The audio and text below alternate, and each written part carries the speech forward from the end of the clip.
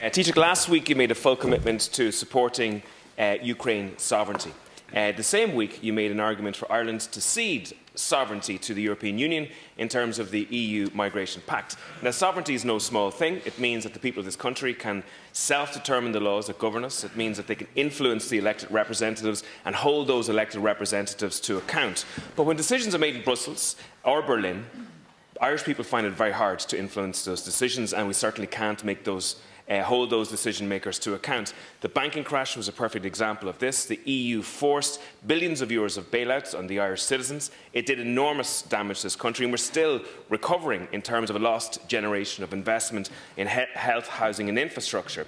The government also signed up to greenhouse gas emission targets. Your government are going to fall well short of those legally binding targets by 2030, and this will cost the state hundreds of millions of euros in fines.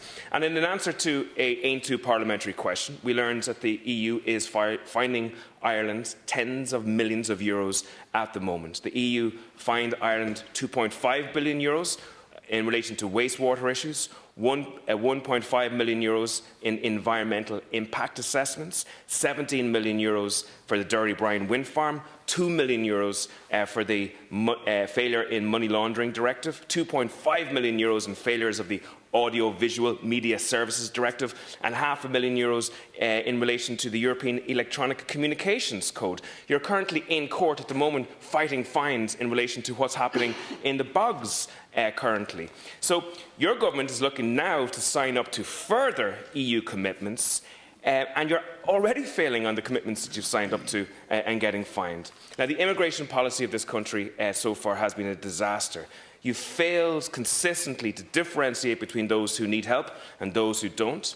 Our AIM2 parliamentary questions have shown that in the last 5 years, 85% of people who received deportation orders never had those deportation orders actioned. We found out that, and I actually have that parliamentary question from you when you were Minister for Justice, so don't shake your head, please. We found out that 5,000 people came through Dublin Airport with no travel documents last year, and we also found out that the government is not asking 75% of asylum seekers how they come into the country at the moment. So now you seek to outsource this immigration policy to the EU, and at the heart of that Migration Pact is the idea of a mandatory solidarity pool.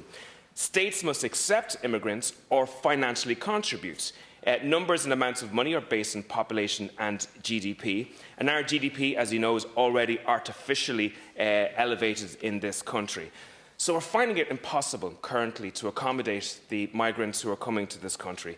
And given the fact that Ireland is already getting fined all over the place in terms of our commitments that we're not meeting, what I want to know from yourself is how much will it cost this state to sign up to the EU Migration Pact? What is the minimum amount and what is the maximum amount, Taoiseach? Thank you, Deputy Taoiseach. Thanks very much, Ken Corla. I think I can shake my head if I wish to, because I think some of what I heard there, shaking my head, was quite a challenge to just keep my head movement to that, because this idea of we're ceding sovereignty, people in Brussels making decisions. Do you not want to be a member of the European Parliament? Are you not running for election because you want to be there making? Do you, no, Ken Corla, but you want to do there? Sorry, let's not go down the kind of Brexit Britain road here of Brussels bad, Ireland good. The reality of the situation is we are members of the European Union. After I finish taking questions here, I will head to Brussels, where I will participate in a decision-making process with other European heads of government. Members of the European Parliament, of which you aspire to be one, will vote democratically on behalf of the people of Europe. Ireland appoints a commissioner to the European Commission. So it's not about outsourcing.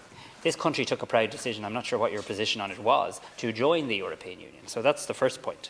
The second point is, yes, when you join up to rules and laws, you have to abide by them.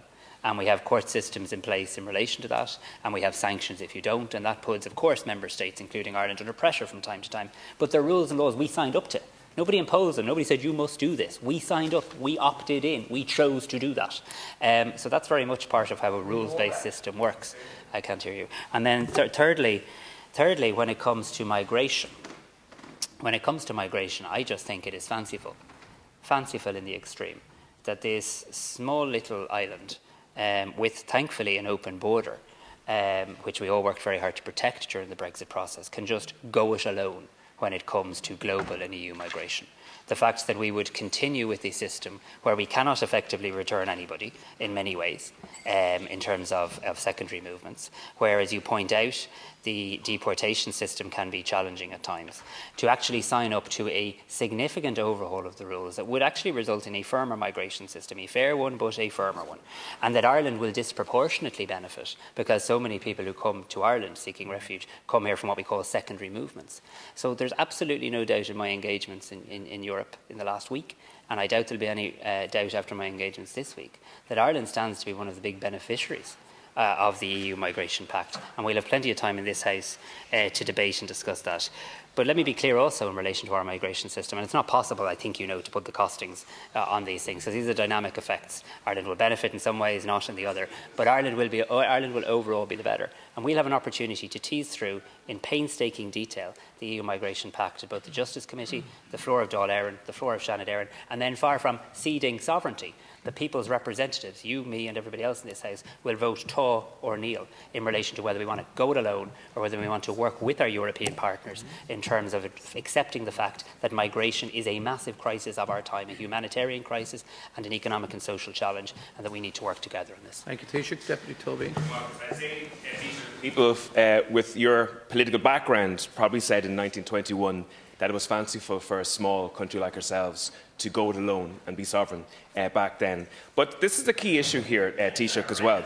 So the point I would say is, Taoiseach, I asked you a question of how much it's going to cost for this state in terms of signing in to the EU Migration Pact. And you have here, in front of the Dáil, stated, you don't know. Now, that is an absolute disgraceful answer for a government who's already made a political commitment